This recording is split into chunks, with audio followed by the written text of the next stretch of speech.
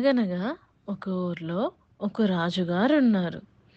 ఆయనకు 7 కొడుకులు.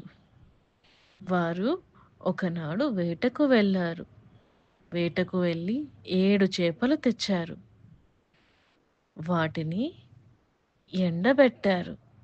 వాటిలో ఒక్క చేప మాత్రం ఎండనే లేదు. చేప ఎందుకు ఎండలేదంటే గడ్డి మోపు అడ్డమైందని చెప్పింది.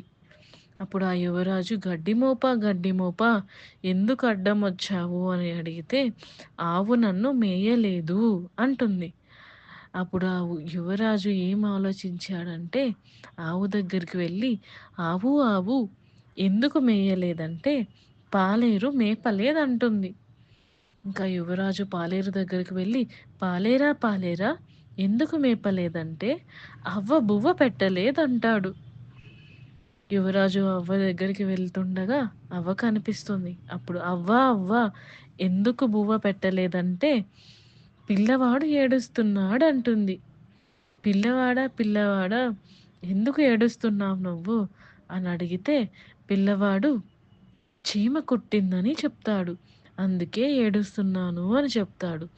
అప్పుడు చీమని చీమ ఎందుకు కుట్టావు అని అడిగితే, నా పుట్టలో వేలు పెడితే కుట్టనా అంటుంది.